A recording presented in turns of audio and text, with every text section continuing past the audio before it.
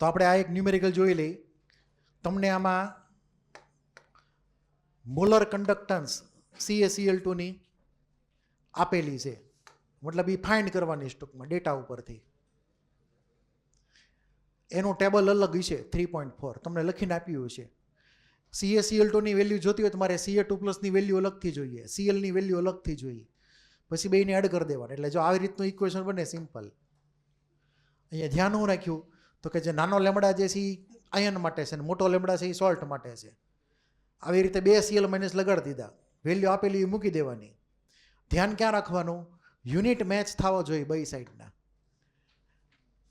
Calcium વાળાનો unit Cm² હોય SCm², તો અમે SCm² જ હોવો જોઈએ પાછો, અલગ અલગ યુનિટ રાખવાના નહીં. પછી MgSO4 છે ધારો કે, તો MgSO4 માં કરવાનું ખાલી Mg2+ ને સલ્ફેટ આયન 2 જ જણા છે, બેના એક એક નંબર, તો સીધી વેલ્યુ મૂકીને ગણ નાખવાનું. આની કરતાં હેલો ક્વેશ્ચન પોસિબલ નથી ક્યાંય, બરાબર. પછી હવે આ ક્વેશ્ચનની વાત કરીએ. આ ક્વેશ્ચન બહુ ઇમ્પોર્ટન્ટ, ધ્યાન આપતી સમજજો. આનું લોજિક પહેલાં શું છે ખરેખર એની વાત કરી લઈએ. મને ખબર છે આ ક્યાં કરાવ્યો છે, લાસ્ટ ટાઈમ કરાવી નહીં કહો તો ઓકે હાલો. આ થઈ ગયું હતું કે બાકી હતું?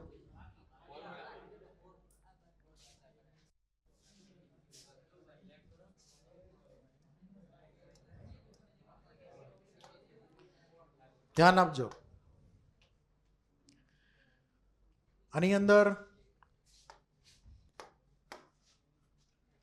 એસિટિક એસિડ આપણને આપેલો છે અને કંડક્ટિવિટી મોલ પર લિટર આ ઈ છે ને, જુઓ તો મોલારિટી છે ને એની, આપણને એની કંડક્ટિવિટી આપેલી છે. કંડક્ટિવિટી અને કંડક્ટન્સમાં જમીન આસમાનનો ફેર છે, બરાબર.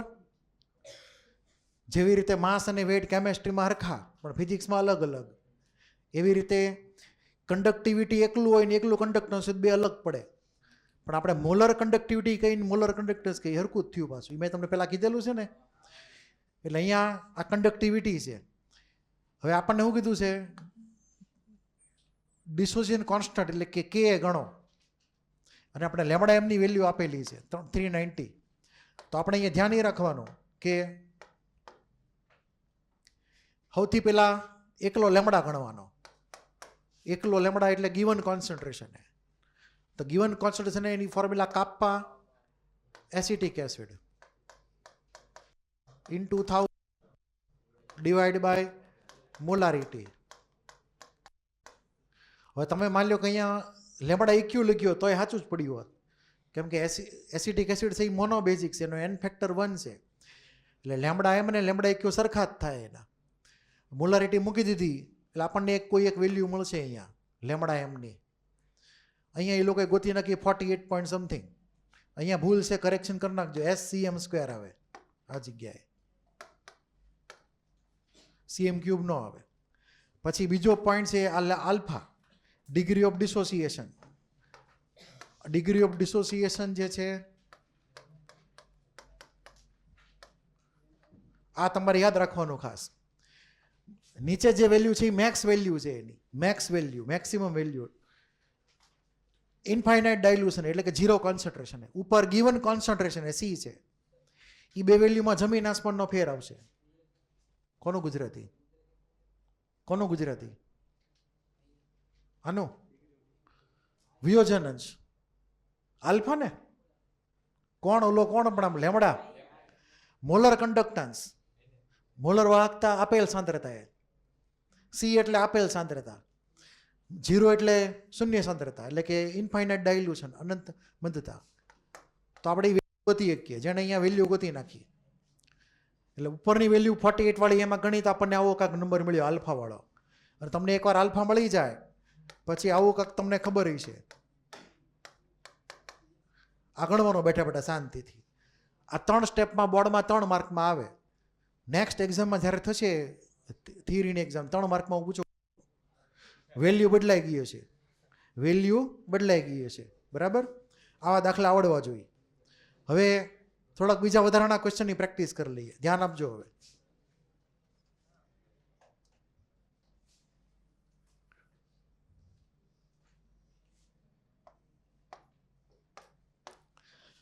ધારો કે મારું ટાર્ગેટ લેમડા NH4OH છે ફાઇન્ડ કરવાનું.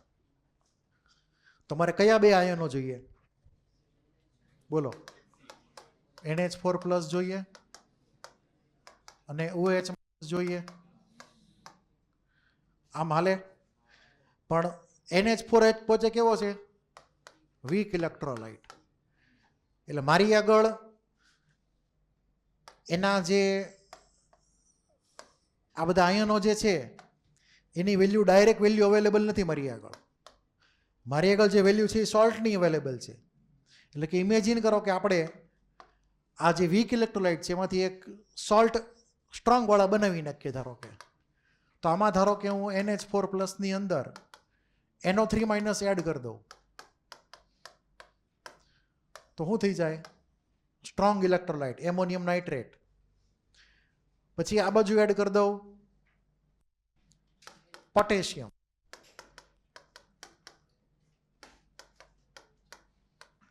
તો આ થઈ ગયો પોટેશિયમ હાઇડ્રોક્સાઇડ સ્ટ્રોંગ ઇલેક્ટ્રોલાઇટ. અને પાછા માઇનસ શું કરવાનું? Lambda NO3 plus lambda K+. એ માઇનસ કરવું પડે પાછું.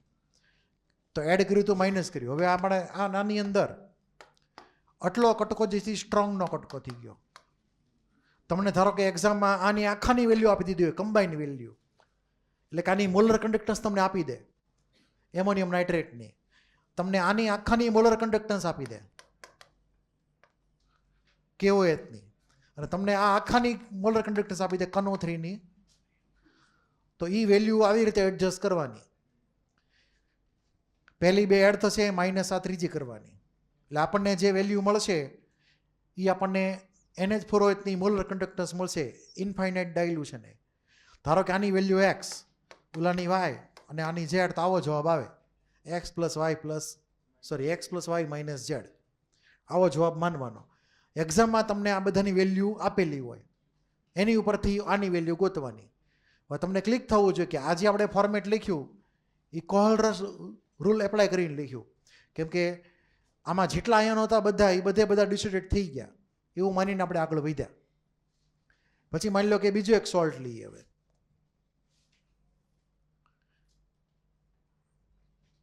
Barium sulphate. મને આની માટે લખીને દેખાડો હાલો.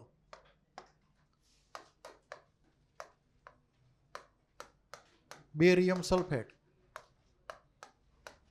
જે વીકમાં ગણશું આપણે, એમાં કયા કયા આપણે સોલ્ટ બનાવવા પડે? સ્ટ્રોંગ ઇલેક્ટ્રોલાઇટ બનાવવાનો.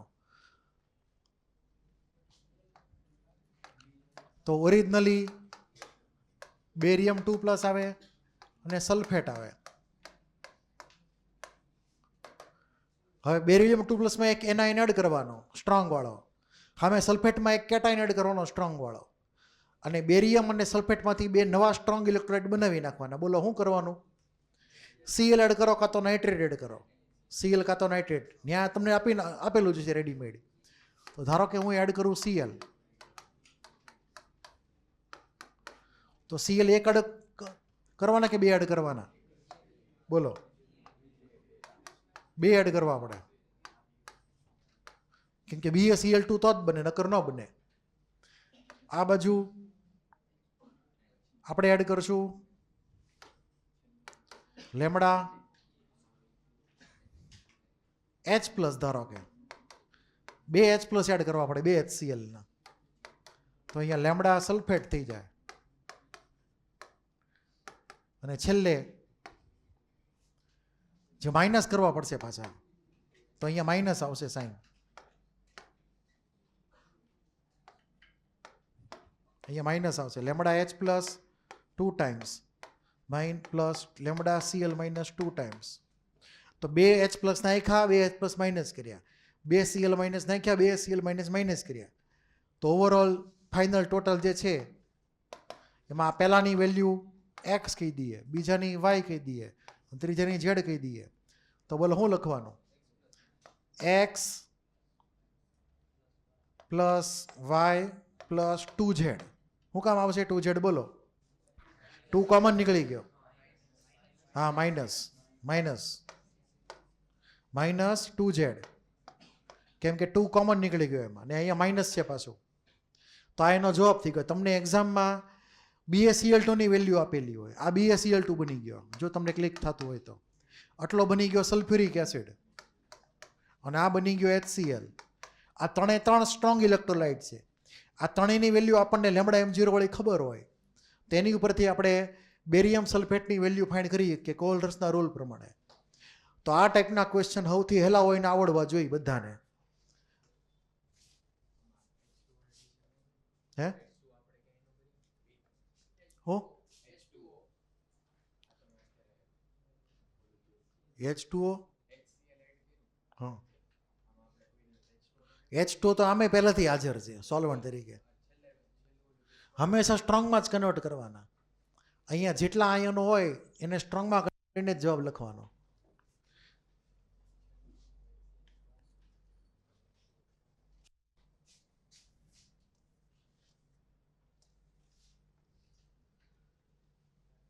હવે આ દાખલો તમને જાતે આવડી શકશે. આની આગળ જેવો જ છે.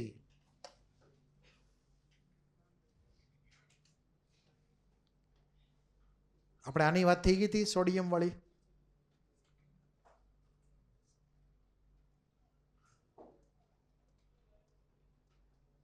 આ વાત મેં તમને કરી દીધી હતી, થઈ ગઈ હતી ને? ઓકે, હાલો.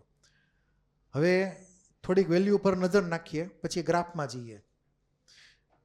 કેટલીક વેલ્યુ મેં તમને લખીને આપેલી છે. હવે થોડુંક જો તમારે બુકમાં તે તમને આ ટેબલ આપેલું છે, આ ટેબલ કરતાં વધારે વેલ્યુ આપણે બીજી જગ્યાએ જોઈએ.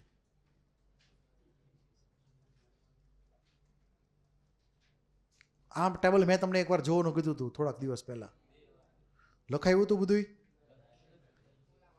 ઓલામાં થોડું ઘણું તમને લખીને આપેલું છે. હવે ધ્યાનથી સમજો આમાંથી ગ્રાફ કેવી રીતે તૈયાર કરવાના છે. પહેલાં તો તમને ક્લિક થવું જોઈએ કે ઉપરથી નીચે ગયા ગ્રુપની અંદર તો કન્ડક્ટન્સ વધે છે. આ ક્લિયર? બેરિલિયમથી નીચે ગયા બેરિયમમાં કન્ડક્ટન્સ વધી, લિથિયમથી ગયા સીઝિયમમાં કન્ડક્ટન્સ વધી, બરાબર? અને અહીંયા તે એફમાંથી આયોડિનમાં ગયા કન્ડક્ટન્સ વધી. બીજું, -1 ચાર્જવાળો આયન હોય ને -2 ચાર્જવાળો આયન હોય, એમાંથી કન્ડક્ટન્સ કોની વધારે નાની મોટી? ધારો કે આ આયન લઈએ SO4 2- ને HS-, તો આ -2 ચાર્જ છે, ઓલાનો -1 ચાર્જ છે HS- નો. તો જો કંડક્ટન્સમાં ડિફરન્સ તમે જુઓ, નજીક નજીક નથી, હોનો ગેપ છે. ક્લિયર? તો આવું સિમ્પલ કન્ક્લુઝન શું નીકળે? જેમ ચાર્જ મોટો હોય એમ કન્ડક્ટન્સ વધારે આવે. ધારો કે અહીંયા તમે લ્યો વેલ્યુ, લિથિયમની +39 છે અહીંયા વેલ્યુ, લિથિયમ +1ની. બેરિલિયમની 90 છે, ડબલ છે એને કરતાં. શું કામ? તો કે ચાર્જ વધી ગયો આખે આખો. સમજાય છે હું જે કહું છું? મતલબ તમારે માની લો કે ઘરનો સામાન ફેરવવો હોય ક્યાંક, એક ઘરે બીજા ઘરે ઘર બદલાવ્યું હોય તો એક ખટારામાં લગભગ બધો સામાન મૂકી દો. એક આંટામાં બધું પૂરું. ખટારો એક આંટો મારે આમ બધો સામાન સાફ કરી નાખે. એની બદલે તમે નાની ઓલી રિક્ષા સિલેક્ટ કરો, તો નાની રિક્ષાને કેટલા બધા આંટા કરવા પડે? 5 થી 6 આંટા થાય ત્યારે માંડ ઘરનો સામાન ટ્રાન્સફર થાય. 5-6 આંટા મારે ત્યારે ખટારો એક આંટામાં બધું પૂરું કરી નાખે. બરાબર છે? તો ફેર પડે કે ન પડે? એમ જેમ ચાર્જ વધારે હોય ને કેટાયન, એમ એની કન્ડક્ટન્સ વધારે હોય. તો બધા +2 વાળા તમે ચેક કરશો તો +1 વાળા કરતાં વધારે જ છે. એમાં H+ ને એક્સેપ્શન ગણવાનો. ક્લિયર? એને એક્સેપ્શન ગણવાનો H+ ને. બાકી +2 આ +1, એમાં +2 વાળા જીતી ગયા. તો એ જ રૂલ તમારે એપ્લાય કરવાનો. અહીંયા બધા -1 વાળા છે, એક જ જણો -2 વાળો છે, તો એની વેલ્યુ જો બીજા બધા કરતાં ડબલ છે ઓલમોસ્ટ, બધી વેલ્યુ કરતાં. એટલે જનરલ રૂલ તો એવો થઈ ગયો કે જેમ ચાર્જ વધારે એમ કન્ડક્ટન્સ વધારે, સિમ્પલ કેસમાં. પછી ગ્રુપનો રિલેશન હોય તો ગ્રુપમાં ડાઉન જઈએ તો કન્ડક્ટન્સ વધે. એ પણ આપણે વાત થઈ ગઈ. હવે આનો ઉપયોગ ક્યાં કરવાનો છે? એ ઉપયોગ માટે આપણે ગ્રાફની વાત કરી લઈએ. ન્યુમેરિકલમાં થોડાક પછી જશું, કેમ કે ન્યુમેરિકલનો ટેન્શન બહુ નથી હવે. પેલો હું આ ગ્રાફ બતાવી દઉં. ક્યાં બધા ગ્રાફ ગયા? આ ગ્રાફના આન્સર આપણને આવડવા જ જોઈએ. આ બધાના આન્સર આવડવા જ જોઈએ વગર ગોખે.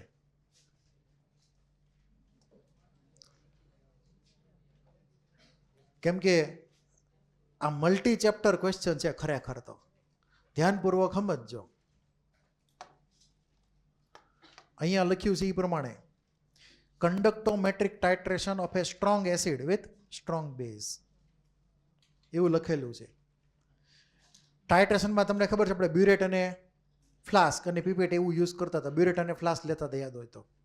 ફ્લાસ્કમાં એક સોલ્યુશન લઈએ, એમાં આપણે બ્યુરેટમાંથી ડ્રોપ વાઇઝ સોલ્યુશન એડ કરીએ, એને આપણે અનુમાપન એટલે કે ટાઇટ્રેશન કહેતા હતા. આપણે રેડોક્સ ટાઇટ્રેશનમાં એ બધું થોડુંક ભણી ગયા એના વિશે. આ કંડક્ટોમેટ્રિક ટાઇટ્રેશન છે, મતલબ આપણે કંડક્ટન્સ માપવાની આવે દરેક તમે લિક્વિડનો ડ્રોપ નાખો તે પછી, અને પછી એનો ગ્રાફ ડ્રો કરવાનો. ગ્રાફ ઉપરથી બધું ફાઇન્ડ કરવાનું કે એન્ડ પોઈન્ટ અથવા ઇક્વિવેલન્ટ એન્ડ પોઈન્ટ કેટલું હતું એનું. બરાબર. તો અહીંયા જે ટાઇટ્રેશન છે એમાં તમે એઝ્યુમ કરી લ્યો આ કેસમાં કે બ્યુરેટ જે છે એમાંથી તમે ડ્રોપ વાઇઝ લિક્વિડ એડ કરો છો ફ્લાસ્કની અંદર, તો બ્યુરેટમાં તમે NaOH ઇક્વિયસ લીધેલું છે. તો ફ્લાસ્કમાં શું લીધું હોય છે? ફ્લાસ્કમાં લીધું હશે એસિડ એટલે કે HCl ધારો કે. ઓકે.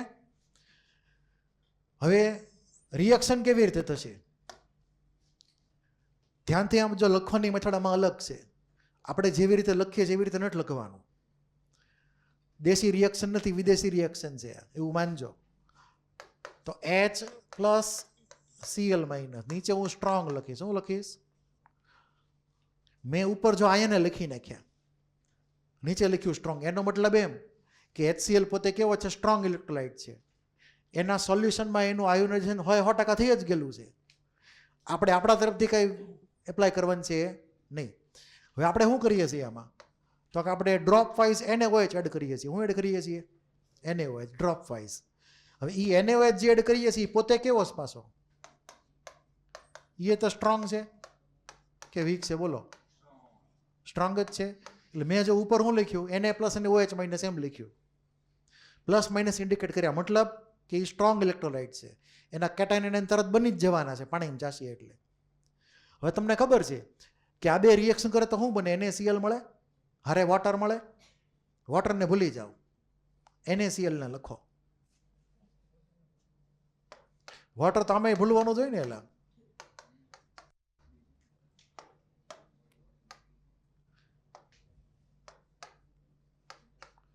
Cl માઇનસ શું બન્યું? NaCl બન્યો. Cl ને Cl પાછો મળી ગયો, પણ Cl હારે એનો આયન બદલાઈ ગયો. પહેલા H પ્લસ હતો, એની બદલે કોણ આવી ગયો? Na પ્લસ આવી ગયો. ક્લિયર? તો HCl પહેલા હાજર હતો, NaOH નાખ્યો એટલે NaCl બની ગયો. મતલબ સમજવાનું એવી રીતે છે કે Cl માઇનસ ની હારેનો બીજો જોડીદાર H પ્લસ હતો એ વયો ગયો. એની બદલે કોણ ગોઠવાઈ ગયું? Na પ્લસ ગોઠવાઈ ગયું એની બદલે. હવે યાદ કરો વેલ્યુ કેટલી હતી? H પ્લસની વેલ્યુ જો 350 લખેલી છે. જો ટેબલમાં જો કેટલી છે? 350, 350. આપણે 350 જ ગણશું, એમાં 349 સમથિંગ લખેલું છે. અને સોડિયમની વેલ્યુ કેટલી છે? 50. ચેક કરો, 50 અંદાજે 50 ટૂંકમાં. કેટલાનો લોસ ગયો? 300નો લોસ. એટલે કંડક્ટન્સ ઘટી ગઈ. તમે H પ્લસની બદલે Na પ્લસને લાવ્યા. ક્લિયર? H પ્લસ વિયોગીની બદલે કોણ આવ્યો? Na પ્લસ આવ્યો.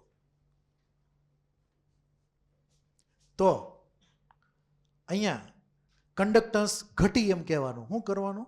કંડક્ટન્સ ઘટી. કેમ કે તમે જેમ જેમ NaOH નાખતા જશો એમ HCl માંથી H પ્લસ રિપ્લેસ થતો જાય, સોડિયમ થતો જાય.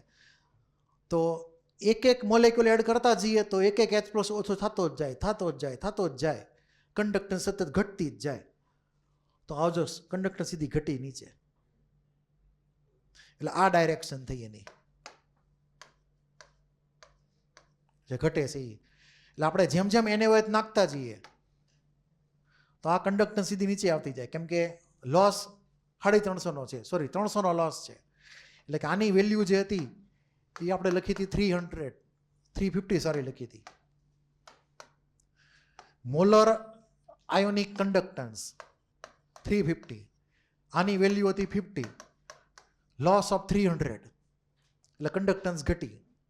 હવે માની લ્યો કે તમે એટલો બધો NaOH નાખી દીધો કે હવે HCl બચ્યો જ નથી, હવે HCl છે જ નહીં, હવે માત્ર ને માત્ર સોલ્ટ હાજર છે. એટલે કોણ હાજર છે? માત્ર ને માત્ર સોલ્ટ, NaCl ખાલી હાજર છે. અને એ પોતે પાછો કેવો છે?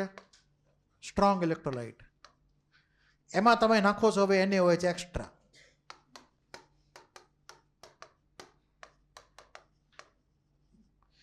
આપણે સેકન્ડ સ્ટેપનો મતલબ એવો કરશું કે ઓલ HCl આર ન્યુટ્રલાઇઝ.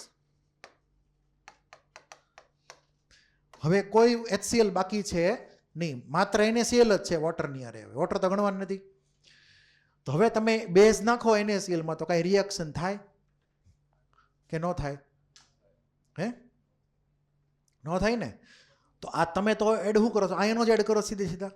આ રિએક્શન પામ્યા વગરના એમને એમ રહે, રિએક્શન જ નહીં થાય. પહેલાં તો રિએક્શન થતી હતી, આ રિએક્શન પામ્યા વગર એમને એમ રહે. એટલે નવા આયનો ઉમેરશો તમે, શું કરશો? તમે નવા આયનો ઉમેરતા જશો એટલે કન્ડક્ટન્સ ફૂલ સ્પીડમાં વધે. અહીંયા NaCl તો એમને જ રહે, અરે NaOH પાછો આવે, 2 ની બદલે 4 થઈ ગયા. તો જેમ જેમ NaOH નાખતા જાય આયનો વધતા જાય, કન્ડક્ટન્સ વધતી જાય, ગાડી સીધી ઉપર ફૂલ સ્પીડમાં. એટલે આ ડાયરેક્શન થઈ. તો અહીંયા જે પોઈન્ટ આપણને મળ્યું કે જ્યાં ડાયરેક્શન આખી ચેન્જ થઈ ગઈ, પહેલાં ઘટતો હતો પછી સડનલી પછી વધવા માંડ્યો. તો આ પોઈન્ટ નીચે લઈ જાઓ, અહીંયા માપો વેલ્યુ, તો આને કહેવાય એન્ડ પોઈન્ટ. શું કહેવાય? End point. આ એન્ડ પોઈન્ટ આપણે એક્સપેરિમેન્ટથી મેળવ્યું. કેવી રીતે મેળવ્યું? By experiment. અને આ એન્ડ પોઈન્ટ બને એટલું નજીક હોવું જોઈએ ઇક્વિવેલન્સ પોઈન્ટની. ઇક્વિવેલન્સ પોઈન્ટ તો મેથેમેટિકલ છે, એન્ડ પોઈન્ટ એક્સપેરિમેન્ટલ છે. એન્ડ પોઈન્ટ મેચ થવું જોઈએ ઇક્વિવેલન્સ પોઈન્ટની યારે. તો ઘણા લોકો આને ક્યારેક ક્યારેક ઇક્વિવેલન્સ પોઈન્ટ પણ કહે છે, એટલે કે તટસ્થીકરણ બિંદુ એમ કહો તોય ચાલે. એટલે કે આટલું કદ ઉમેરશો NaOHનું તો NV બરાબર NV થઈ જશે એસિડ બેઝના. આપણે યાદ છે ને એસિડ બેઝ સ્ટાર્ટેશન ભણેલા છીએ, એમાં NV એસિડ બરાબર NV બેઝ થવા જોઈએ. આવું તમે ભણી ગયા હશો કે NV એસિડના ઇક્વલ ટુ NV બેઝના જ્યારે ઇક્વલ થઈ જાય ત્યારે કમ્પ્લીટ ન્યુટ્રલાઇઝેશન થઈ જાય. એટલે આપણે વોલ્યુમ ફાઇન્ડ કરી શકીએ અહીંયા. તો આ ગ્રાફ આવી રીતે આવશે. હવે પહેલાં ઘટશે પછી વધશે. આ મેથડમાં જ તમારે લખવાનું, સમજવાનું આ જ રીતે. અહીંયા રિપ્લેસમેન્ટમાં જો મેં સર્કલ કરેલું છે, તો અહીંયા આપણે શું લખશું? હવે ન્યૂ આયન્સ આર એડેડ સો કન્ડક્ટન્સ ઇન્ક્રીઝીસ. આર એડેડ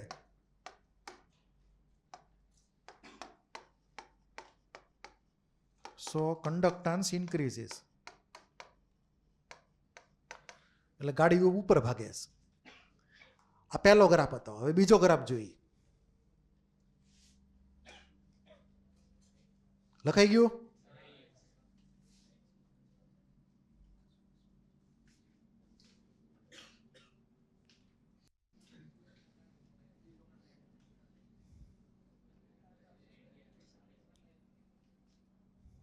ક્યાંથી અવાજ આવે છે?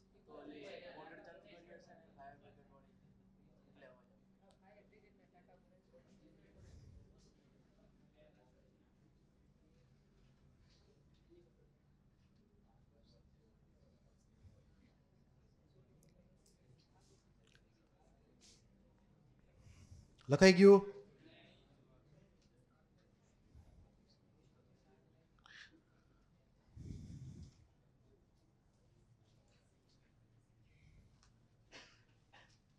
હાલો, લખાઈ ગયું છે. આગળ હવે પહેલા એસિડના ગ્રાફ પૂરા કરી નાખીએ, એટલે એની પછીનો બીજો એક ગ્રાફ છે ને એસિડ વાળો રીડ લેશું. આ બાજુવાળો ગ્રાફ નહીં લઈએ.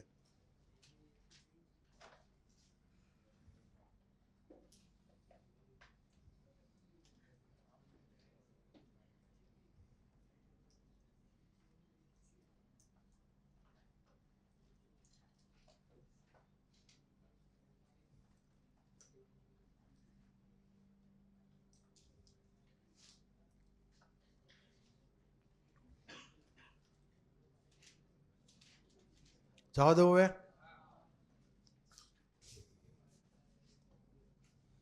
હવે આ ગ્રાફ લઈએ.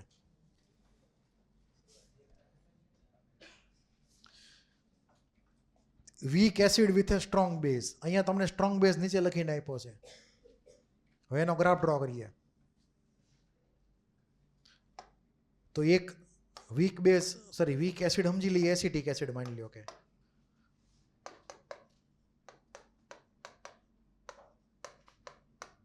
WA મતલબ વીક એસિડ. એમાં આપણે પ્લસ માઇનસ નહીં લખવાના, મતલબ એને કેવો માનશું? અનઆયોનાઇઝ માનશું.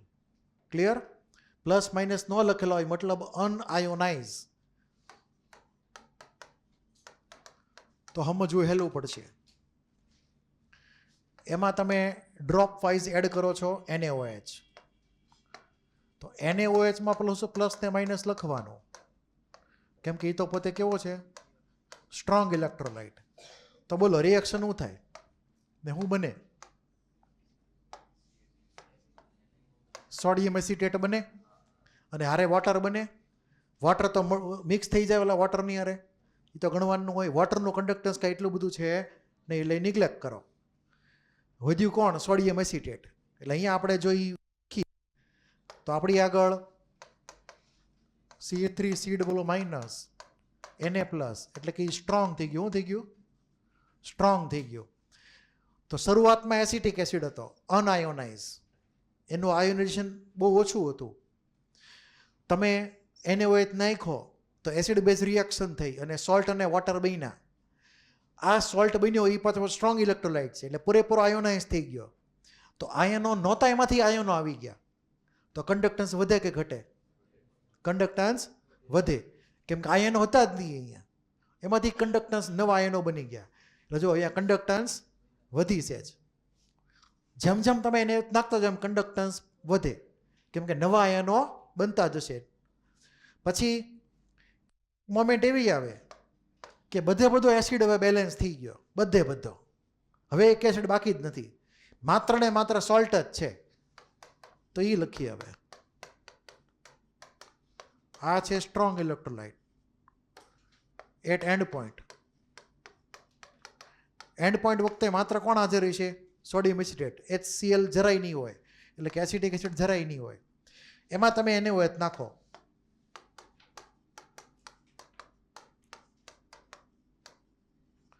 તો કાંઈ રિએક્શન થાય? બોલો, કાંઈ રિએક્શન થાય? સોડિયમ એસિટેટ ને બેઝ વચ્ચે કાંઈ રિએક્શન ન થાય, એમને એમ પડ્યા રહે. તો આ આયનો એમને એમ પડ્યા રહે, કન્ડક્ટન્સ વધારે છે. નવા આયનો આવી ગયા, એટલે બેની બદલે 4 આયનો થઈ ગયા આપણી આગળ. હવે Na પ્લસ OH માઇનસ અને આ એસિટેટ,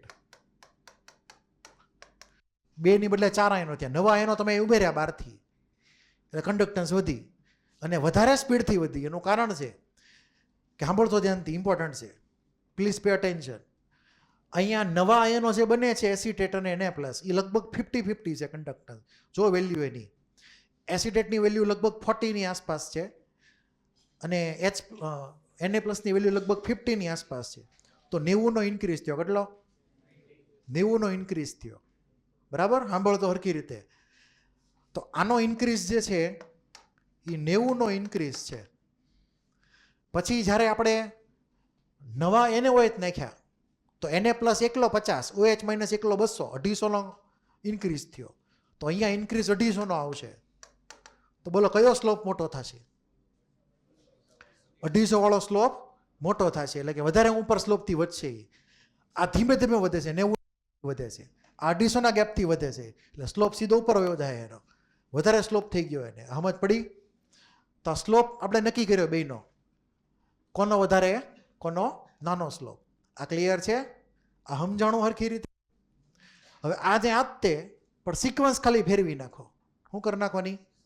સિક્વન્સ ફેરવી નાખો. એટલે હું અહીંયા NaOH નહીં, અહીંયા તમે લ્યો એસિટિક એસિડ. એસિટિક એસિડને NaOHમાં ઉમેરવાનો છે, એટલે સિક્વન્સ ચેન્જ. હવે નવી સિક્વન્સ લઈએ. તો નવી સિક્વન્સ લ્યો, એટલે સિક્વન્સમાં ઇમેજિન શું કરશો? હવે ફ્લાસ્કમાં કોણ આવશે? બોલો, ફ્લાસ્કમાં આવશે NaOH અને બ્યુરેટમાં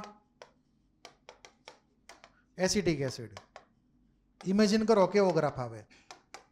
વેલ્યુ તમારી સામે જ છે લખેલી. ગ્રાફ ડ્રો કરો, જગ્યાએ જોવા આવું છું. ખાલી રફ ડાયાગ્રામ ડ્રો કરો.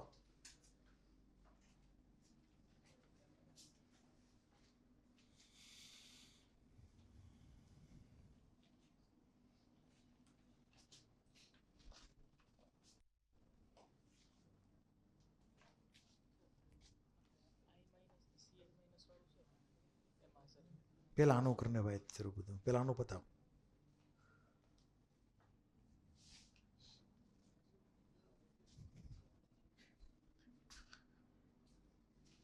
NaOH ની અંદર આપણે એસિટિક એસિડ ડ્રોપ વાઇઝ ઉમેરીએ છીએ. બરાબર? એટલે તમારે ઇમેજિન કરવાનું છે શું થાય છે એમ. ગ્રાફ ડ્રો થઈ જાય તો મને કહેજો.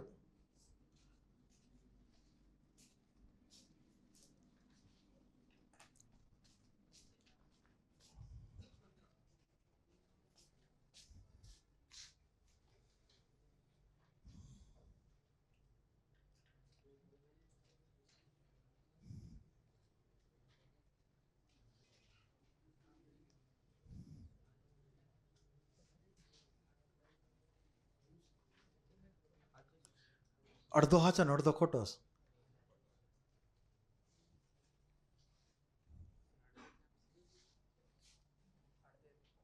નહીં, અડધો સાચો છે અડધો ખોટો જ ગ્રાફ એમ.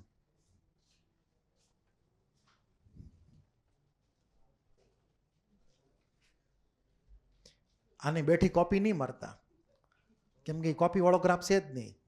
નકર તમને કીધો જ ન હોત. ના, આવી રીતે ન આવે. અડધો સાચો અડધો ખોટો. ખાઓ નહીં, જરાય ખોટો. બોલ ભાઈ તારે. આમ કર, સેજ આમ કર. હા, સાચો હોય કે કદાચ સાચો હોય કે ગેરંટી નહીં.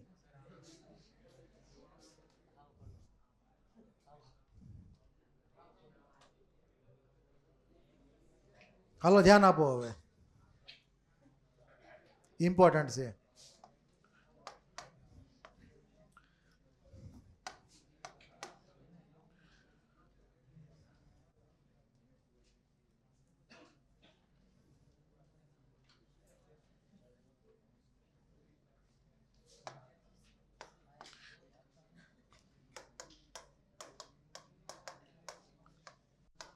NaOH માં તમે કરો છો એસિટિક એસિડ. એસિટિક એસિડ પોતે વીક ઇલેક્ટ્રોલાઇટ છે, એટલે તમારે એના આયનો નહીં બનાવવાના. આ બાજુ NaOH સ્ટ્રોંગ છે, એટલે NaOH સ્ટ્રોંગ જે છે એમાં પ્લસ માઇનસ લખવાના. હવે તમે જ્યારે NaOH માં બહારથી એસિડ નાખો તો સોડિયમ એસિટેટ આપણને પ્રોડક્ટ તરીકે મળે, કે જે પોતે સ્ટ્રોંગ ઇલેક્ટ્રોલાઇટ છે.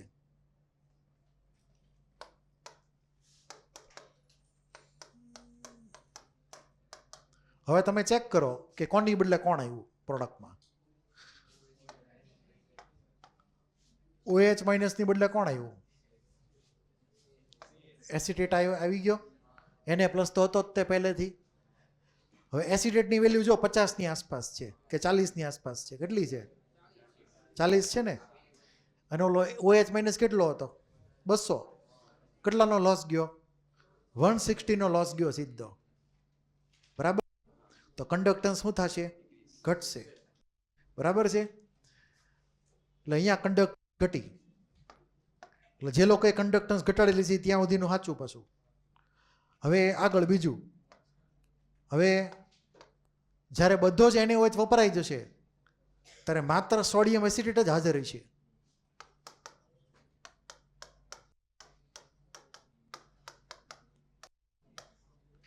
બીજું કોઈ હાજરી છે નહીં. પાણી તો નોર્મલ છે. હવે એમાં આપણે શું કરીએ છીએ? બહારથી એસિટિક એસિડ નવા ઉમેરીએ છીએ કે જે પોતે કેવા છે? Weak electrolyte. હવે તમને ક્લિક થવું જોઈએ આયુનિક ઇક્વિલિબ્રિયમનું ચેપ્ટર. સોડિયમ એસિડની અંદર તમે એસિટિક એસિડ નાખો તો બફર બનવા માંડે. શું બનવા માંડે? અને કોમન આયન ઇફેક્ટ આવે. એસિટેટ આયન પહેલેથી હાજર છે તો એસિટિક એસિડનું ડિસોસિએશન સ્ટોપ કરી દે કોમન આયન ઇફેક્ટને લીધે. એટલે આ એસિટિક એસિડ ડિસોસિએટ થાય જ નહીં, રિએક્શન જ નથી થવાની બે વચ્ચે. એટલે ગમે એટલો એસિડિક એસિડ નાખશો કાંઈ ફેર પડશે નહીં, નવા આયનો બનશે જ નહીં. એકે તમે એસિડિક એસિડ નાખ્યા કરશો નવા આયનો બનશે જ નહીં. એટલે આ આયન એમને રહે ઠેઠુંથી, કોઈ અસર નહીં થાય. કેમ કે આ તો છે ને કેવો રહેશે? અનઆયોનાઇઝ બફર બનશે, પીએચ મેન્ટેન થશે, એટલે નવા આયનો બનવાના છે નહીં. તો ગ્રાફ જે છે એ ડ્રો કરીએ.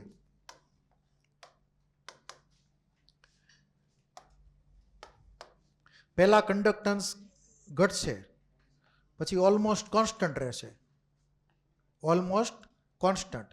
તો નીચે લખશું આપણે એસિટિક એસિડ નું વોલ્યુમ,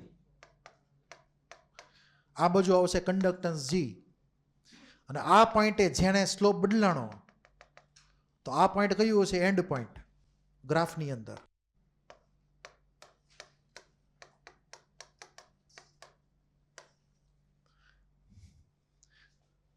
એનો તમે ન્યુમેરિકલમાં ઉપયોગ કરી શકો. NaV ઇક્વલ ટુ NbV ટાઈપના ન્યુમેરિકલમાં. સમજાવેલા?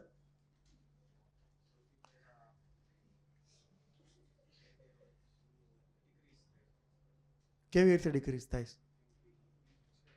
કોણ વીક છે? OH માઇનસ વીક છે.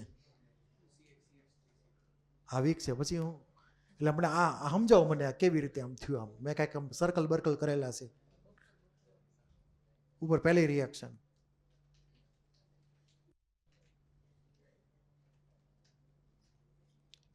માં મેં ક્લાસમાં નથી હમણાં વાત થોડીક વાર પહેલા કરી. 200 છે, 180 નહીં. કોણ 40? હે? હા, પછી એટલે શું થયું? હા, પછી બીજા સ્ટેપમાં શું થયું? આમાં શું કામ કોન્સ્ટન્ટ રહે?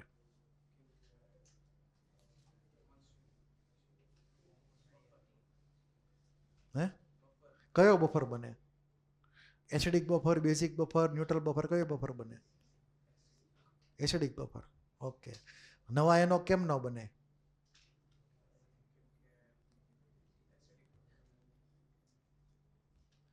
કઈ ઇફેક્ટને લીધે નવા એનો બનતા નથી? એમાં કોમન આયન કોણ છે એમાં? હે? એસિટેટ. ઓકે, હાલો. તો આવો ગ્રાફ આવશે. હવે એવું નહીં માનતા, મેં હમણાં તમને કીધું કે ઓલો ગ્રાફ હોય એનું મિરર ઇમેજ ડ્રો કરી નાખીએ. એવું નહીં થાય. આમાં સિક્વન્સ ફરશે એટલે ગ્રાફે ફરશે. પછી એમાં મિરર ઇમેજ ટાઈપના ગ્રાફ નહીં આવે. એટલે એ પ્રમાણે ડ્રો નહીં કરતા ક્યારેય. તે સમજાણું એટલું? હવે એક આ ગ્રાફ લઈ લઈએ. આમાં વારા ફરતી બે એસિડ એક જગ્યાએ નાખેલા છે. શું નાખેલા છે? ફ્લાસ્કમાં બે એસિડ છે એવું માનજો. એટલે હું આની વાત કરું છું. ફ્લાસ્કની અંદર આપણી આગળ HCl છે અને એસિટિક એસિડ છે, અને બ્યુરેટમાંથી આપણે NaOH એડ કરીએ છીએ. એની માટેનો ગ્રાફ. તો ધ્યાન આપજો, જ્યાં સુધી HCl હાજર હોય ત્યાં સુધી એસિટિક એસિડનું આયોનાઇઝેશન ન થાય. કોમન આયન ઇફેક્ટ છે એટલે. બરાબર? એટલે કે આપણે પહેલું સ્ટેપ લખીએ તો Cl માઇનસ, અને એસિટિક એસિડને હું એમને પ્લસ માઇનસના ફોર્મેટમાં લખીશ નહીં. એટલે સમજી જવાનું શું ગણવાનું એને? વીક. એટલે આ અનઆયોનાઇઝ છે એસિટિક એસિડ. કેવો છે? અનઆયોનાઇઝ. H plus. એસિટિક એસિડનો H પ્લસ ને HClનો H પ્લસ. કોમન આયન નો થયો. તો આ સ્ટ્રોંગ એસિડની પ્રેઝન્સમાં વીક એસિડનું આયોનાઇઝેશન થાય નહીં. એટલે અનઆયોનાઇઝ એસિટિક એસિડ છે. બહારથી નાખીએ NaOH. તો NaOHમાં તો Na પ્લસ ને OH માઇનસ છે જ તે એ સ્ટ્રોંગ છે એટલે રિએક્શન થઈને બને હું NaCl બરાબર. તો NaCl બન્યો પહેલા ઘામાં જ તે. તો કોની બદલે કોણ આવ્યું? H પ્લસની બદલે કોણ આવ્યું? Na plus. તો લોસ કેટલાનો ગયો? 300નો લોસ ગયો. તો કન્ડક્ટન્સ વધે કે ઘટે? જો શરૂઆતમાં કન્ડક્ટન્સ ઘટે છે એથી બી ગયા એટલે સમજાણું. કન્ડક્ટન્સ શરૂઆતમાં ઘટી કેમ કે શરૂઆતમાં રિએક્શન કોણ કરશે? HCl રિએક્શન કરશે. એસિડિક એસિડ પિક્ચરમાં જ નહીં આવે ક્યાંય, એ ખાલી ઊભો મેચ જોતો હોય છે. એનો વારો જે આવ્યો નથી, પેવેલિનમાં બેઠેલો છે બરાબર.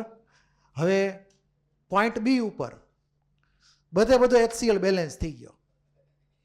હવે HCl બાકી જ નહીં, બધા HCl નું પૂરું. એટલે પોઈન્ટ નંબર 2 લઈએ. હવે પોઈન્ટ નંબર 2 જે છે એ પોઈન્ટ બી ઉપરની સિચ્યુએશન છે. હવે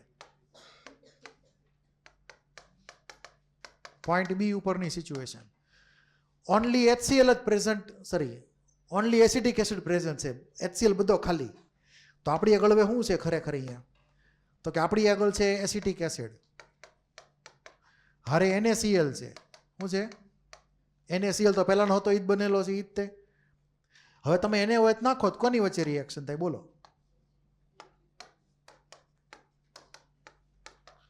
આ NaOH NaCl રિએક્શન કરે કે ન કરે? ન કરે ને. રિએક્શન કરશે એસિટિક એસિડ હારે. શું બનાવશે? સોડિયમ એસિટેટ બનાવશે.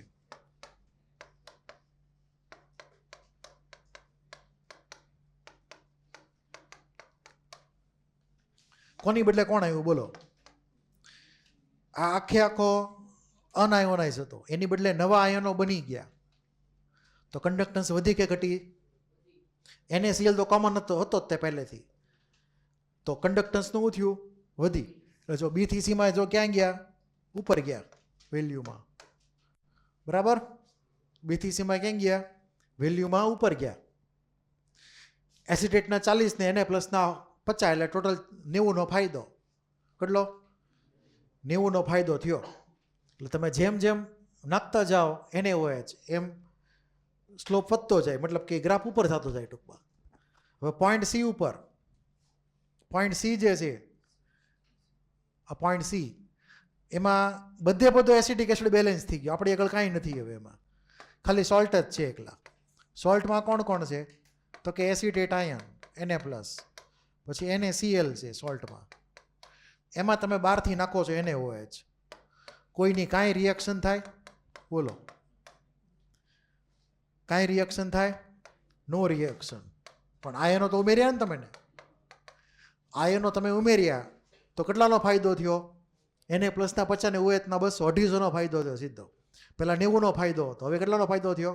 250નો. તો આ જે ડાયાગ્રામ જે છે અહીંયા,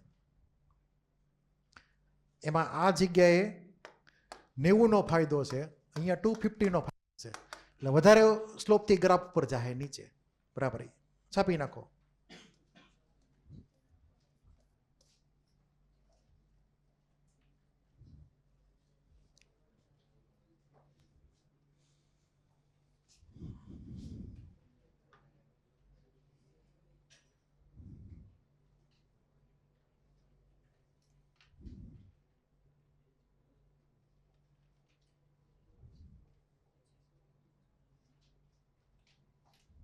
એટલે ઓલી બધી જે વેલ્યુ જે છે બધી કામની વેલ્યુ છે, એને ગોખવા નથી પણ એને સમજવાની છે, એને એપ્લાય કરવાની છે આ ટાઈપના ક્વેશ્ચનમાં.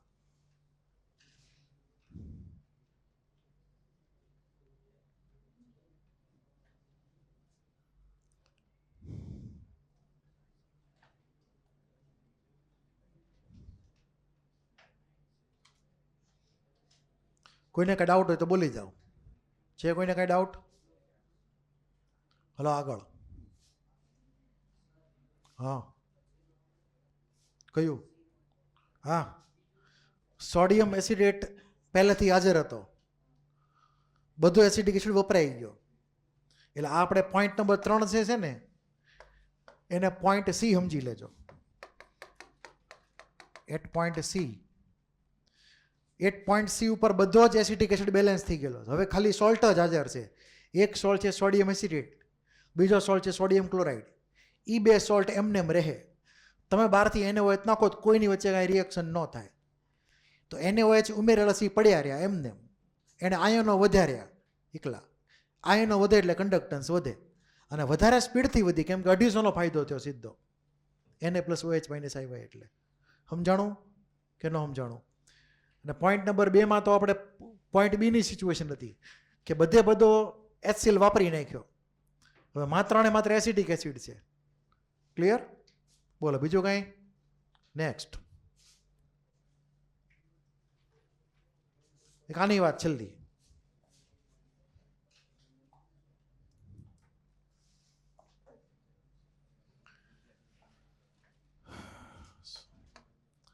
આ જે રિએક્શન છે એમાં KClનું એડ કરવાનું છે સિલ્વર નાઇટ્રેટના સોલ્યુશનમાં. તો AgNO3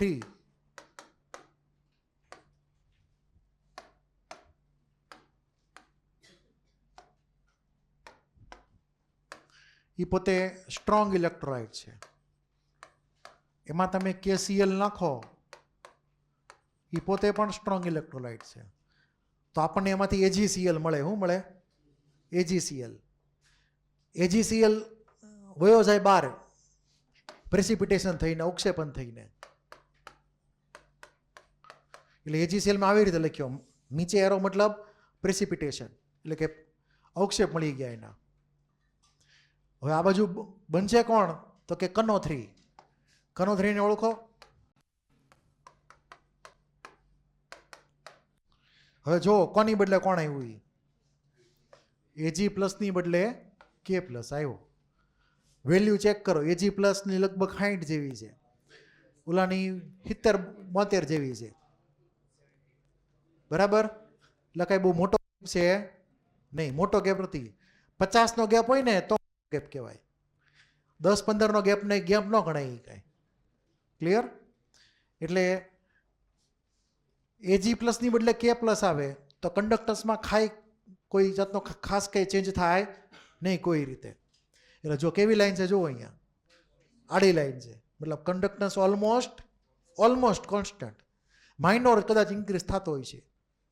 પછી જ્યારે બધા જ AgNO3 વપરાઈ જાય એટલે કે van all AgNO3 is consume ત્યારે કોણ વધેલું હોય? Only KNO3 exist.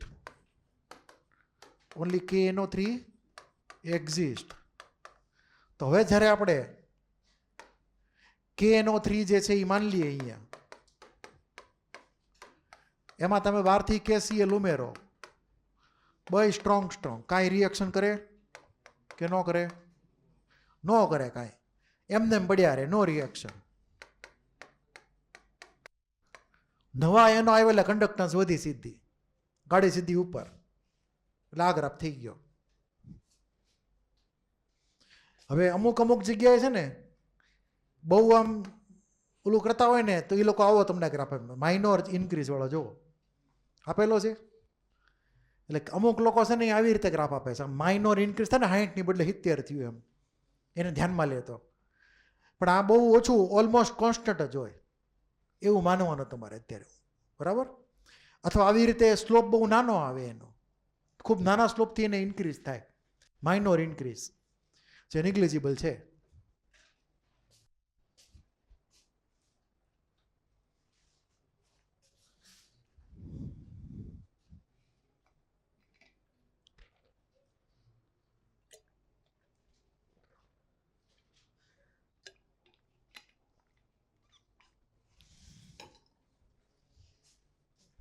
લખાઈ ગયું?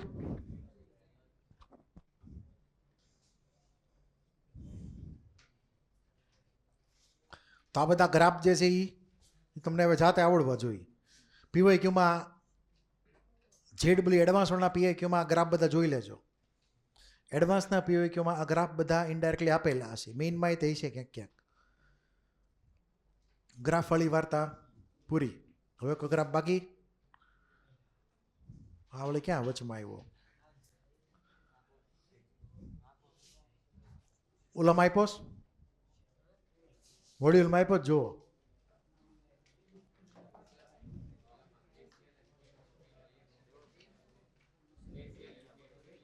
કાંઈ રિએક્શન ન થાય, એ એમને પડ્યા રહે. અહીં પોટેશિયમ આયન વચ્ચે શું રિએક્શન થાય? કોમન આયન નહીં, બે સોલ્યુબલ છે.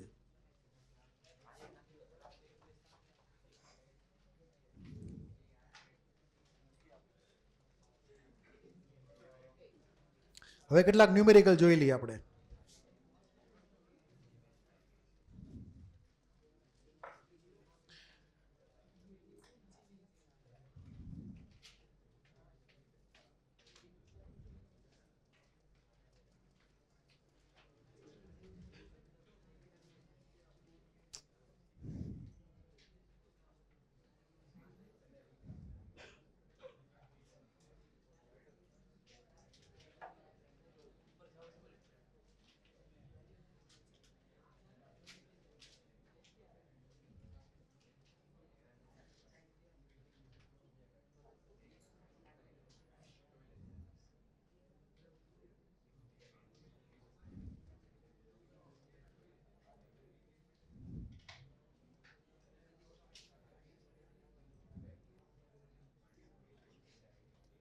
હવે ધ્યાન આપજો.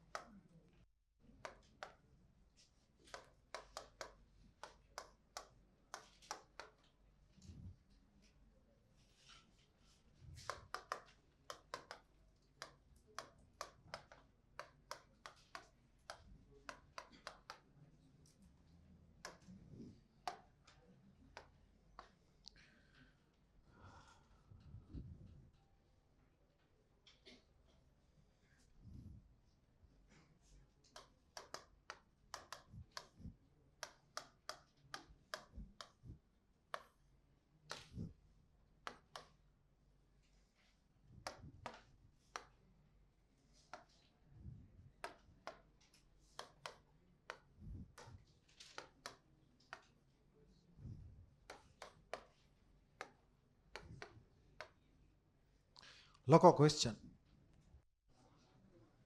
છાપો ક્વેશ્ચન. એમ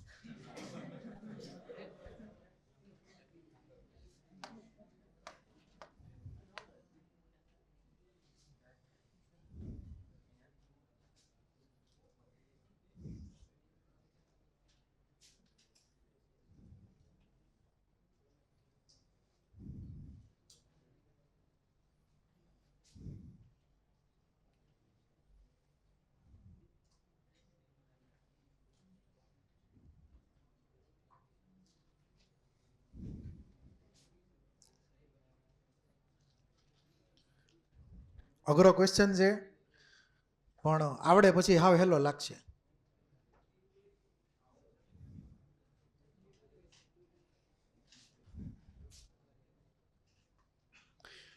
તો આની અંદર એલ્યુમિનિયમ સલ્ફેટ જે સોલ્ટ છે એનું મોલર કન્ડક્ટન્સ અને એનું ઇક્વિવેલન્ટ કન્ડક્ટન્સ આપણે XY ને PQના ફોર્મમાં લખવાનું છે. આપણને એલ્યુમિનિયમ અને સલ્ફેટ આયનો માટે એમનું molar ionic conductance infinite ડાયલ્યુશન X આપેલું છે, ઓલાનું Y આપેલું છે. પછી એલ્યુમિનિયમનું જ તે મોલર ઇક્વિવેલન્ટ કન્ડક્ટન્સ આપણને P અને ઓલાનું સલ્ફેટનું Q આપેલું છે. તો આવા અલગ અલગ કોમ્બિનેશનમાં X અને Y PQનો યુઝ કરીને આપણે શક્ય એટલા બધા ફોર્મ્યુલા લખવાના, લેમડા એમ અને લેમડા ઇક્યુના, આખા સોલ્ટ માટે. આ ડેટા કોની માટે છે? માત્ર આયન માટે છે.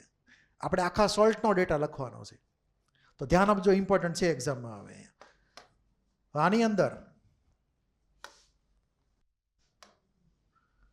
પહેલાં તો એ ધ્યાન આપજો કે P અને Xનો રિલેશન હું, Y અને Qનો રિલેશન હું.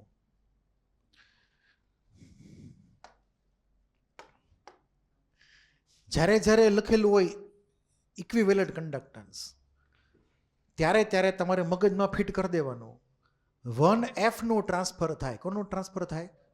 1f જેટલા ચાર્જનું માઇગ્રેશન થાય અથવા ટ્રાન્સફર થાય એક જગ્યાએથી બીજી જગ્યાએ. તો 1f જેટલો ચાર્જ એક જગ્યાએથી બીજી જગ્યાએ લઈ જવા માટે જે કંડક્ટન્સ હોય જે તે આયનની એની વેલ્યુને આપણે કહીએ ઇક્વિવેલન્ટ કંડક્ટન્સ. તો એલ્યુમિનિયમ 3+ દ્વારા 1f ચાર્જ જ્યારે માઇગ્રેટ થાય ત્યારે કંડક્ટન્સ આવશે P. કેટલો ચાર્જ? 1f. એટલે હું બ્રેકેટમાં 1f લખું છું. એ જ પ્રમાણે સલ્ફેટ આયનો દ્વારા જ્યારે 1f ચાર્જ માઇગ્રેટ થાય એક જગ્યાએથી બીજી જગ્યાએ એક ઇલેક્ટ્રોડ ઉપરથી બીજા ઇલેક્ટ્રોડ ઉપર, ત્યારે એ કંડક્ટન્સ જેને શું કહેવાય? મોલર આયોનિક ઇક્વિવેલન્ટ કંડક્ટન્સ, કે જેને આપણે Q તરીકે ઇન્ડિકેટ કરીએ.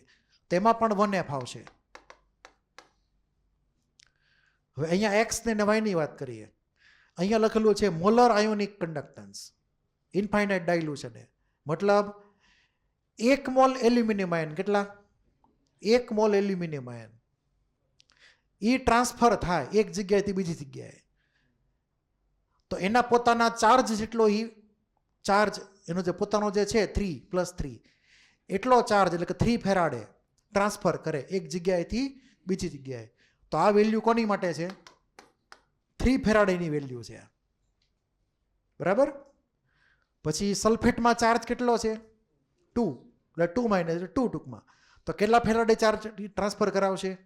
2 ફેરાડે ચાર્જ ટ્રાન્સફર કરાવશે. સમજ પડી? હવે તમે આ રિલેશનને આધારે મને કહો કે એક્સ અને પી નો રિલેશન હું, વાય અને ક્યુ નો રિલેશન હું.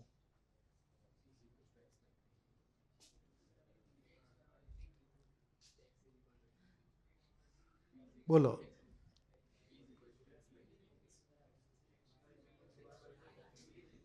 આપણે સાદો હિસાબ કિતાબ માંડી લઈ. સાદો હિસાબ કિતાબ, કોઈને ખોટું ન લાગે એવી રીતે. સાંભળ દો. 3f ની વેલ્યુ કેટલી છે? x. તો 1f ની વેલ્યુ કેટલી થવી જોઈએ? x/3 થવી જોઈએ. કેટલી? અને અહીંયા એ p આપેલું છે આપણને. આ પહેલો રિલેશન થઈ ગયો. આ સમજાણું? સિમ્પલ 3C છે, કોઈ રોકેટ સાયન્સ નથી. 3f ચાર્જ હોય તો x, તો 1f ચાર્જ હોય તો કેટલું? તો x/3. એ x/3 ને આપણે શું કીધું હતું? p કીધું હતું. એટલે આ p ખરેખર શું છે? x/3 છે. સમજ પડી? એ જ પ્રમાણે મને કહો q બરાબર શું લખવાનું? હે? y/2. એટલે કે 2f ચાર્જ હોય તો y, તો 1f ચાર્જ હોય તો શું? તો કે y/2. તો q અહીંયા શું થઈ ગયો? y/2 થઈ ગયો. આ સમજ પડી હવે તમને? આ ક્લિયર થઈ ગયું? તો આપણે x અને p નો રિલેશન અને y અને q નો રિલેશન વર્કઆઉટ કરી નાખ્યો. હવે મુલર કંડક્ટન્સ આપણે કોહલરસ લો એપ્લાય કરીએ. કોહલરસ લો તો એમાં મોલર કંડક્ટન્સ આપણે લખતા હતા આ લોજિક પ્રમાણે.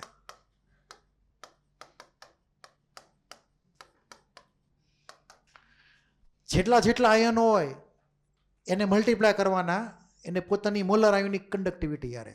એટલે કે 2 એલ્યુમિનિયમ છે તો એ મલ્ટિપ્લિકેશનમાં એની પોતાની વેલ્યુ આવે મોલર વાળી.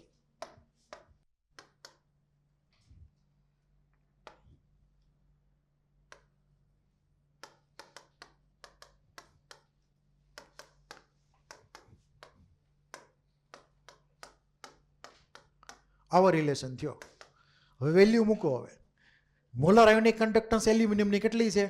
x, અને ઓલાની કેટલી છે? y. એટલે સીધો પહેલો રિલેશન થયો 2x + 3y. 2x + 3y.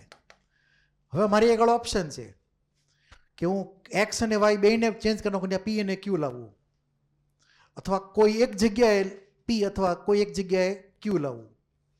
એટલે મારી આગળ એ પ્રમાણે ઓપ્શન થયા. 4 ઓપ્શન થશે કુલ. આ એક ઓપ્શન. પછી માની લો કે x ની બદલે તમે p લાવો, તો x ની બદલે p લાવો તો શું થાય? બોલો. હે? x = 3p ને? એટલે 6p થઈ જશે. ઓકે, 3 આમ થાય કે ન થાય? તમને વેલ્યુ આપેલી હોય તો તમે મૂકતા આવડવું જોઈએ એ પ્રમાણે. પછી માની લો કે y ને બદલે q લાવો તો શું થાય? હે, y એટલે 2q નહીં, q એટલે સોરી 2q એટલે અહીંયા તે 6q થઈ ગયો. પછી માની લો કે x ની હારે q લેવો હોય તો 2x ની હારે કેટલા આવે? 6. આ ચારે ચાર એક્સપ્રેશન જે છે એ મોલર કંડક્ટન્સથી આખા સોલ્ટની 4 ફોર્મ્યુલા થઈ એની આવા અનનોન ડેટાને આધારે. કાં તો આ પહેલી બીજી ત્રીજી 4 ફોર્મ્યુલા થઈ. સમજ પડી? આ મલ્ટિપલ આન્સર વાળો ક્વેશ્ચન થઈ ગયો સીધો. તમને અહીંયા સાચા કેસમાં વેલ્યુ આપેલી હશે એક્સ વાય ને પીક્યુની બદલે. ક્લિયર? એક્સ ની વેલ્યુ અને વાય ની વેલ્યુ આપેલી હોય, તમે આ પી ને વેલ્યુ પી ને ક્યુ ની વેલ્યુ ગોતી શકો કે ન ગોતી શકો? આપણે જે ત્રિરાશી માંડી એ પ્રમાણે. પછી તમે મોલર કંડક્ટન્સ ગોતી શકો આવી અલગ અલગ ફોર્મેટમાં. હવે લેમડા ઇક્યુ ની વાત કરીએ. લેમડા ઇક્યુ, તો લેમડા ઇક્યુમાં ધ્યાન શું રાખવાનું તમારે? જ્યારે પણ આપણે કોઈ પણ સોલ્ટનો લેમડા ઇક્યુ લખીએ તો એના જેટલા કોમ્પોનન્ટ આયન્સ હોય એના તમારે લેમડા ઇક્યુ લખવાના, બીજા કોઈના નહીં લખવાના. જો લેમડા ઇક્યુ મતલબ ટોટલ 1 ફેરાડેનું માઇગ્રેશન કરવું જોઈએ. કેટલું? 1 ફેરાડેનું. આગળ કોઈ નંબર નહીં લખવાનો મલ્ટિપ્લિકેશનમાં, કોઈ નંબર નહીં, જે એઝ ઇટ ઇઝ મૂકી દેવાનું છે. તો અહીંયા વેલ્યુ મૂકો તમે.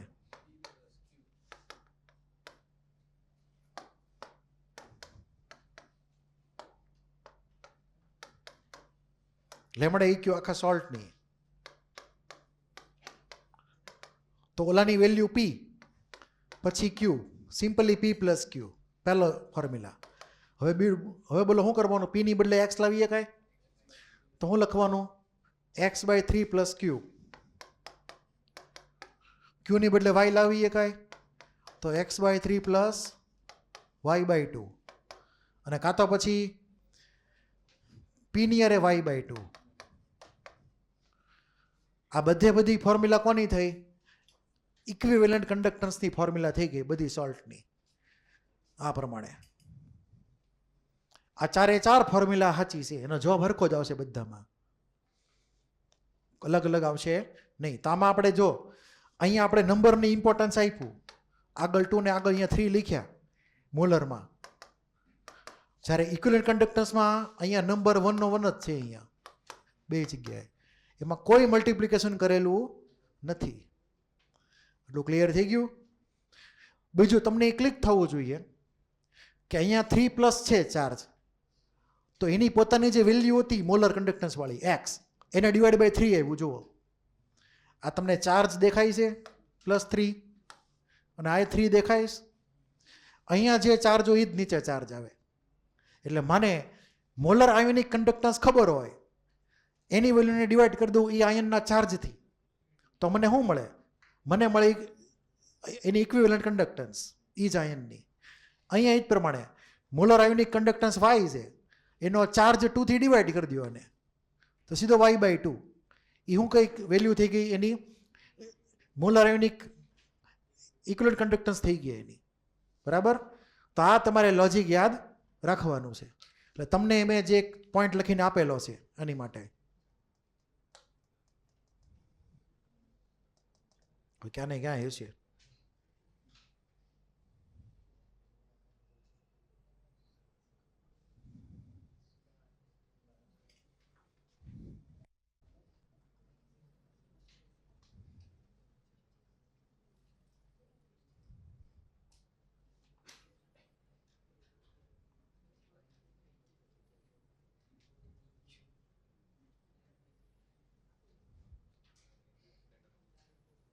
ક્યાં વયો ગયો?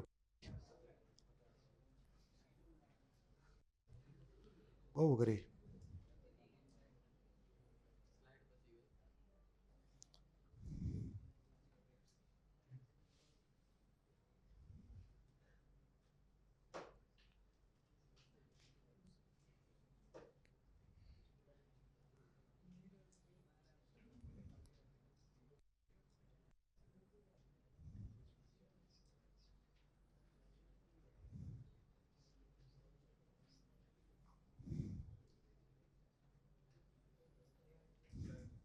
નથી એમાં મને મળતું. મેં તમને ઝેરોક્સમાં કદાચ આપ્યું છે. બસ આ ઝેરોક્સમાં હશે કદાચ. 1 મિનિટ. જો આ પોઈન્ટ વાંચી લેજો, કોલ રસ વાળો પોઈન્ટ. આ બધું લખેલું જ છે અહીંયા, બરાબર. સોલ્ટ લીધો AXBY, પછી આખી વાર્તા લખેલી છે. કોઈ નજર ફેરવી લેજો તમારી રીતે. મેં તમને લોજિક આનું આખું કહી દીધું. બોલો, કોણ બોલાવતું હતું? કયું?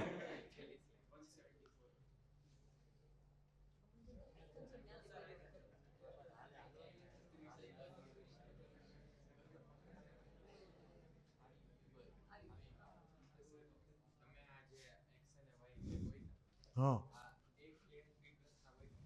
હા, એટલે 1 મોલ Al3+ ના, એટલે 2x આવ્યા ને જો ને. ઇક્યુમાં તો એની પોતાની ઇક્યુ જ આવે, આખા આખા આયનની. અહીંયા તે P+Q તો લખ્યું આપણે. અહીંયા 2P+Q નહીં આવે, 3Q નહીં આવે.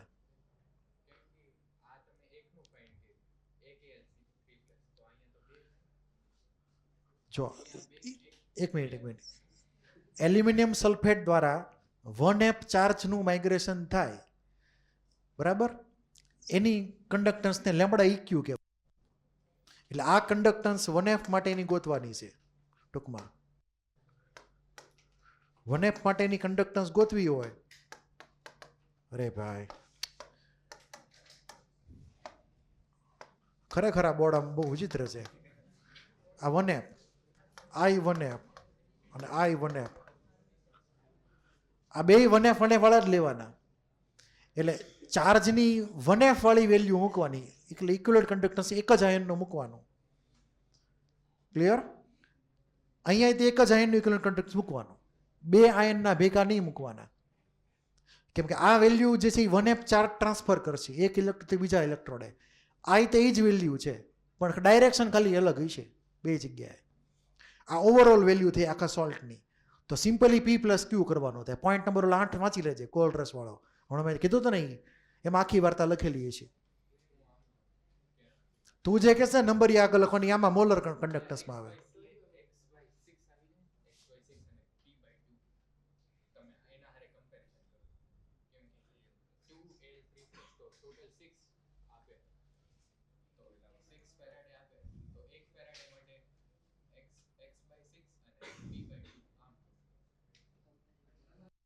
આમાં કઈ ભૂલ છે પેલા મને કે? આમાં જગ્યાએ ભૂલ છે આમાં?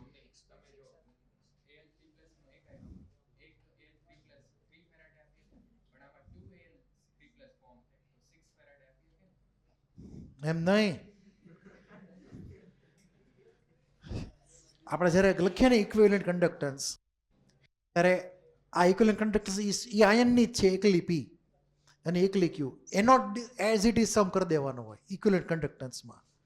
હું તને 2 મિનિટ તું ખમ હમણાં, હું તને અહીંયા બીજો દાખલો કહું. હાલ, હું તને તું જે કહેશી તારે હમણાં સોલ્વ કરાવી દઉં. સાંભળજે, તારી માટે છે સ્પેશિયલ. એલ્યુમિનિયમ સલ્ફેટ, ટોટલ કેટલા પોઝિટિવ ચાર્જ છે આમાં? 6+ અને 3 સલ્ફેટ.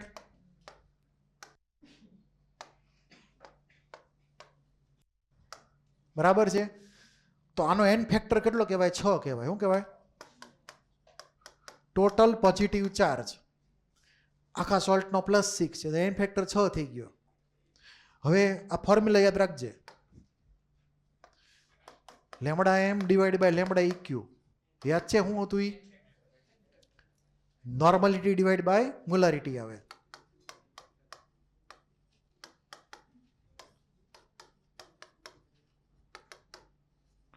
અને આ n ફેક્ટર થઈ જાય.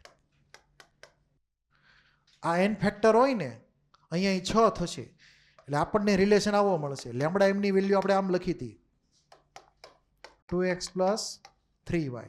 યાદ હોય તો લખી હતી, 2x + 3y. પછી એને આમ પણ લખી હતી,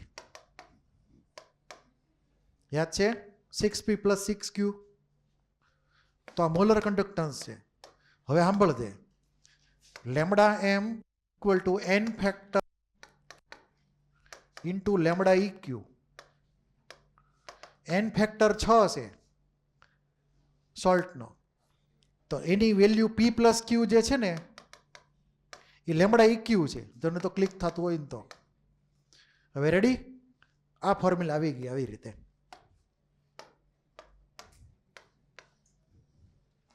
આમ તમારે ધ્યાન રાખવાનું. એટલે lambda M divide by lambda eq એનો રેશિયો નોર્માલિટી ડિવાઇડ મોલારિટી જેટલો થાય અને એન ફેક્ટર થઈ જાય.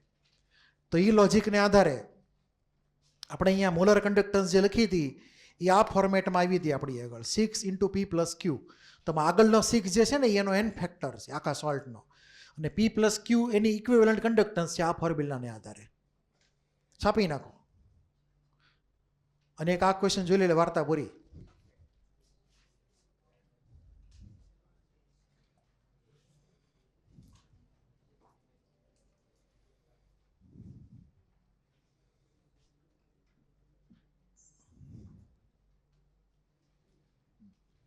તમારે લેવલ 1 જે છે કન્ડક્ટન્સ અવસ્થિ, લેવલ 1 ચેપ્ટર ઇલેક્ટ્રોકેમિસ્ટ્રી 122 થી 159. કોઈની આગળ બુક છે? અવસ્થિ લેવાય કોઈ? હા તો સાંભળી લેજો. 122 થી 159 એના MCQ તમારે વર્કઆઉટ કરવાના છે કન્ડક્ટન્સના. હવે આ છેલ્લો દાખલો લખાઈ ગયું ને?